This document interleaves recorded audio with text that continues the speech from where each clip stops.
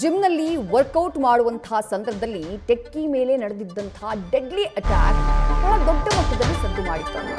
ಆ ಪ್ರಕರಣದ ನಂತರ ಅಟ್ಯಾಕ್ ಮಾಡಿದ್ದಂತಹ ವ್ಯಕ್ತಿ ತಲೆಮರೆಸಿಕೊಂಡಿದ್ದ.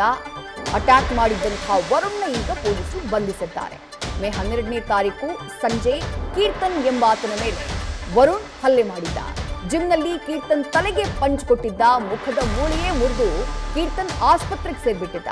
ಹಲ್ಲೆ ಮಾಡಿ ವರುಣ್ ಎಸ್ಕೇಪ್ ಆಗಿದ್ದ. ಅದಾದ ನಂತರ ಕೊಲೆ ಯತ್ನದ ಕೇಸನ್ನ ಹಾಸನ ಬಡಾವಣೆ ಠಾಣೆ ಪೊಲೀಸರು ದಾಖಲು ಮಾಡಿಕೊಂಡಿದ್ರು. ಸದ್ಯ ಆರೋಪಿ ವರುಣ್ನನ್ನ ಬೆಂಗಳೂರಿನಲ್ಲಿ ಪೊಲೀಸರು ಅರೆಸ್ಟ್ ಮಾಡಿದ್ದಾರೆ. ಕೃತ್ಯ ನಡೆದಿದ್ದು ಹಾಸನದ ಜಿಮ್ ಒಂದರಲ್ಲಿ. ಆ ದೃಶ್ಯಗಳನ್ನ ಗಮನಿಸ್ತಾ ಇದ್ದೀರಿ.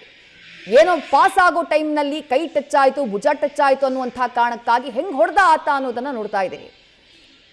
ಕೊಟ್ಟಂಥ ಏಟಿಗೆ ಮೂಳೆಯೇ ಮುರಿತಾ ಆಗಿದೆ, ಮುಖದ ಮೂಳೆ ಮುರಿತಾ ಆಗಿದೆ. ಆ ಫೋಟೋನ ಕೂಡ ಗಮನಿಸ್ತಾ ಇದ್ದೀರಿ. ಹಾಸನದಲ್ಲಾಗಿದ್ದಂತಹ ಘಟನೆ ಇದು. ಮೇ 12ನೇ ತಾರೀಕು ಅಲ್ಲಿಂದ ಎಸ್ಕೇಪ್ ಆಗಿರ್ತಾನೆ. ಪ್ರಕರಣ ದಾಖಲಾಗ್ತಾ ಇದ್ದ ಹಾಗೆ ಆರೋಪಿ ವರುಣ್. ಅದಾದ ನಂತರ ಈಗ ಬೆಂಗಳೂರಿನಲ್ಲಿ ಆತನನ್ನ ಬಂಧನ ಮಾಡಲಾಗಿದೆ.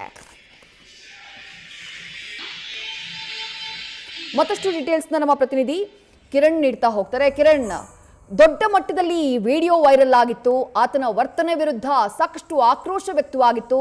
ಹಾಸನದಿಂದ ಪರಾರಿಯಾದವನನ್ನ ಬೆಂಗಳೂರಿನಲ್ಲಿ ಪೊಲೀಸರು ಬಂಧಿಸಿದ್ದು ಹೇಗೆ ಅಂತ ಹೇಳಿ.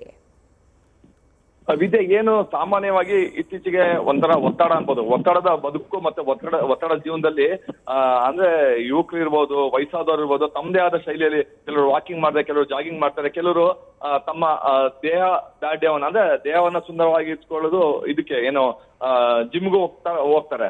ಅದೇ ರೀತಿ ಸಾಫ್ಟ್ವೇರ್ ನಲ್ಲಿ ಕೆಲಸ ಮಾಡ್ತಾ ಇದ್ದಂತ ಏನು ಕೀರ್ತನ್ ಕೂಡ ಜಿಮ್ಗೆ ಹೋಗಿರ್ತಾನೆ. ಆಗ ವರುಣ್ ಏಕಾಏಕಿ ಅಂದ್ರೆ ಸಣ್ಣ ಕ್ಷುಲ್ಲಕ ಕಾರಣಕ್ಕೆ ವರುಣ್ ಆತನಿಗೆ ಹಲ್ಲೆ ಕೂಡ ಮಾಡಿರ್ತಾನೆ.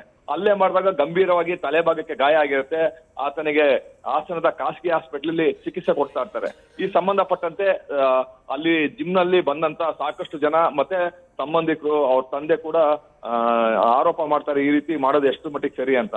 ಈ ಸಂಬಂಧಪಟ್ಟಂತೆ ಹಾಸನ ನಗರದ ಏನು ಬಡಾವಣೆ ಠಾಣೆಯಲ್ಲಿ ಪ್ರಕರಣ ಕೂಡ ದಾಖಲಾಗತ್ತೆ. ಈ ಪ್ರಕರಣ ದಾಖಲಿಸಿಕೊಂಡಂತ ಪೊಲೀಸರು ಕೊಲೆ ಯತ್ನ ಸಂಬಂಧಪಟ್ಟಂತೆ ಈ ಪ್ರಕರಣವನ್ನ ದಾಖಲಿಸಿಕೊಂಡಿರ್ತಾರೆ.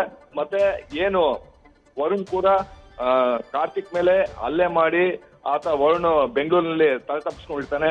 ಪೊಲೀಸರು ಸಾಕಷ್ಟು ಮಾಹಿತಿ ಅಂದ್ರೆ ವರುಣ್ ಸೇರಿದಂತೆ ಸಂಬಂಧಿಕರು ಇರ್ಬೋದು, ಸ್ಥಳೀಯರು ಇರ್ಬೋದು, ಮತ್ತೆ ಸಾಕಷ್ಟು ಮಾಹಿತಿ ಕೂಡ ಕಲೆ ಹಾಕ್ತಾರೆ.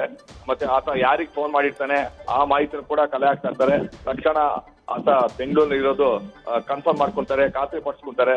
ಅಲ್ಲಿ ಹೋಗ್ಬಿಟ್ಟು ಅದನ್ನ ವಶಪಡಿಸ್ಕೊಂಡಿದ್ದಾರೆ. 307 ಕೊಲೆ ಯತ್ನ ಪ್ರಕರಣಕ್ಕೆ ಸಂಬಂಧಪಟ್ಟಂತೆ ಆತನ ವಶಪಡಿಸ್ಕೊಂಡು ಈಗ ನ್ಯಾಯಾಂಗ ಬಂಧನಕ್ಕೆ ಒಪ್ಪಿಸಿರುವಂತದ್ದು. ವಿದ್ಯಾ, ಥ್ಯಾಂಕ್ ಯು ಕಿರಣ್ ತಮ್ಮೆಲ್ಲ ಡೀಟೇಲ್ಸ್ಗೆ.